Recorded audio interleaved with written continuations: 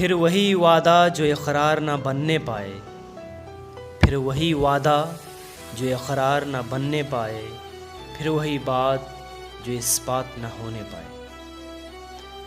नमस्कार, शुभ प्रभात। मैं Dhananjay Kumar, assistant professor महिला कॉलेज चाईबासा से आज बीएड कोर्स के अंतर्गत EPC 2 में पढ़ेंगे कुचिपुड़ी डांस। जी हाँ, पिछले क्लास में हमने पढ़ा था भरतनाट्यम। आज हम क्लासिकल डांस के सीरीज में कुचिपुड़ी पढ़ेंगे। इस डांस के बारे में पहले ये डांस होता क्या है, इसका ओरिजिन कहाँ से हुआ है और इसकी अलग अलग ओरिजिन्स के थ्योरीज़ हैं, थॉट्स हैं, अलग अलग स्टोरीज़ हैं, वो सारे आज हम जानेंगे। इसके कुछ वेल नोन गुरुज हुए, उनके बारे में जानेंगे। तो चलिए, कुचिपुड़ी डांस जो है ये आंध्र प्रदेश का एक नृत्य है, क्लासिकल नृत्य है। कुचिपुड़ी डांस क्यों पड़ा इसका नाम? इसको ऐसे समझिए कि वहाँ का एक गांव है कुलेचापुरम।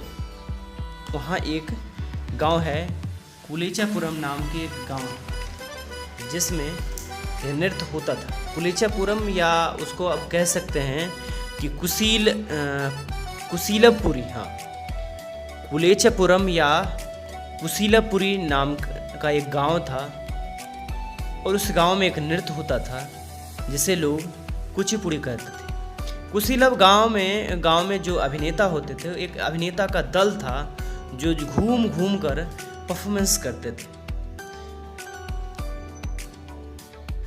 इसमें से एक शब्द है कुशीलपुरी, जो कि आम बोलचाल में धीरे धीरे बिगड़ते बिगड़ते ये कुशीलपुरी बिगड़ते बिगड़ते कुचिपुड़ी में आ गया है। ऐसा माना जाता है कि भगवतुलु ब्राह्मण मेला में यक्षगान जो नाट्य फॉर्म है कर्नाटक का, यक्षगान नाट्य फॉर्म की जब स्टार्टिंग किए थे, उसको देख देख के ये डांस इजाद किया गया। अगर कुछ खनन की बात करें तो कहा जाता है नेल्लौर ज़िले के नागार्जुन कोंडा और भैरवानी कोंडा, वारंगल ज़िले में पलमपेट के रामाप्पा मंदिर, यानी वो 13वीं सदी में रामाप्पा मंदिर, और अमरावती मंदिर में जो देवी देवता और अप्सराओं में नर्तक नर्तकियाँ वाद्य यंत्र के चित्र जो अंकित हैं, उसमें इस नृत्य की भंगिमा अंकित है, सदृश्यात्मक है वहाँ पे इस नृत्य। तो इस तरह से कह सकते हैं 13वीं सदी से ही इसके कुछ न कुछ अंश मिल जा रहे हैं, लेकिन इसका ओरिजिन 19 और 20 सेंचुरी में आके बहुत, मतलब ओरिजिन तो 13 सेंचुरी में हुआ, लेकिन प्रसिद्ध हुआ ये आके अर्ली 19 और 20 सेंचुरी के बीच में आके हुआ। ये नृत्य जो है ब्राह्मणों द्वारा किया जाता है और मूल रूप से क्या है ना, कुचिपुड़ी का जन्म भगवत मेला नाम का, जो कि तमिलनाडु का एक फॉर्म है, डांस थिएटर फॉर्म से है वो भगवत मेला, उस भगवत मेला नामक नृत्य शैली से हुआ है। 1960 के दशक में ये एकल नृत्य के रूप में प्रचलित हुआ है।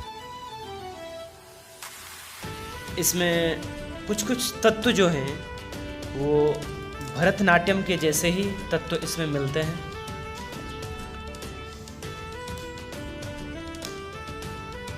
आगे पढ़ते हैं कि इसमें से अगर देखा जाए कि नृत्य फॉर्म जो है और भी किस किस फॉर्म में इसके अवशेष मिलते हैं या उससे ये इंस्पायर्ड हैं, तो भामाकल्पम, गोलाकल्पम, ये दोनों एक्चुअल में कृष्ण पे बेस्ड था और कृष्ण पे बेस्ड भागवत पुराण।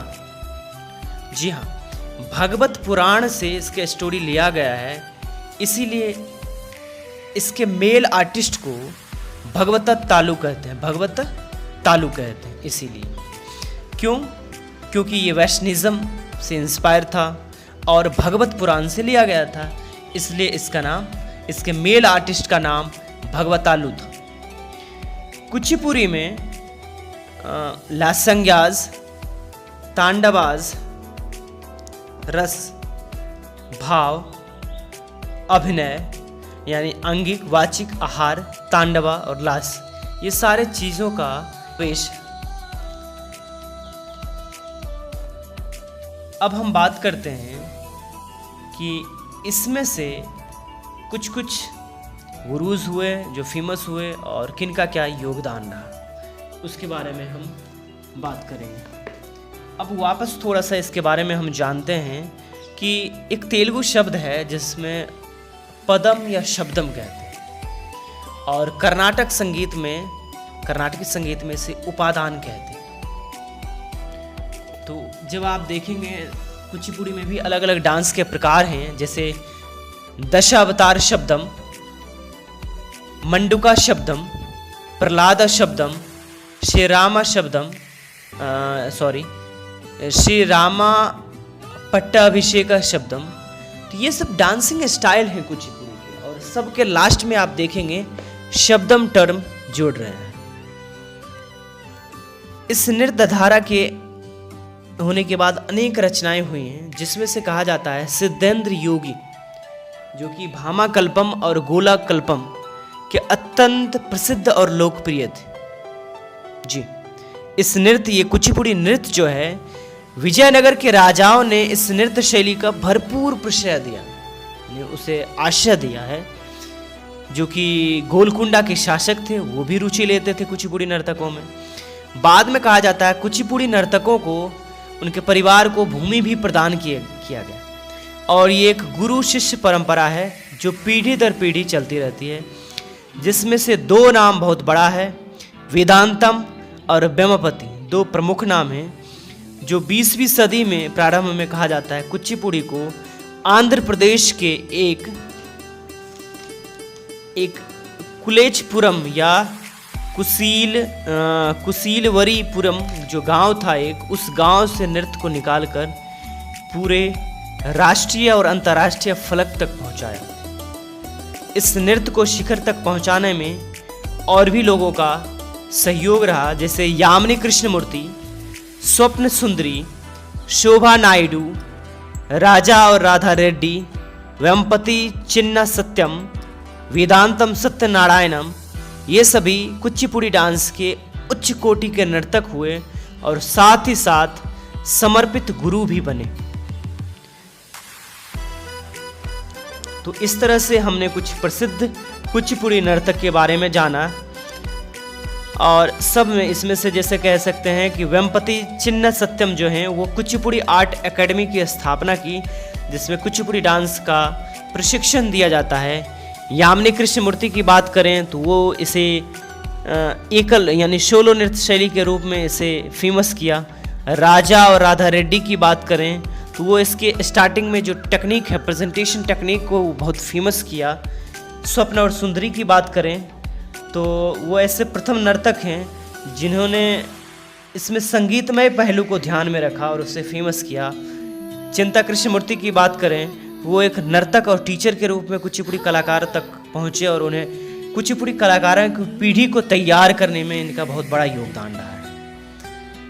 अब थोड़े से इस कुचिपुड़ी नृत्य में कुछ वाद्य यंत्र के बारे में बात कर लेते हैं। तो कहा जाता है कि इसमें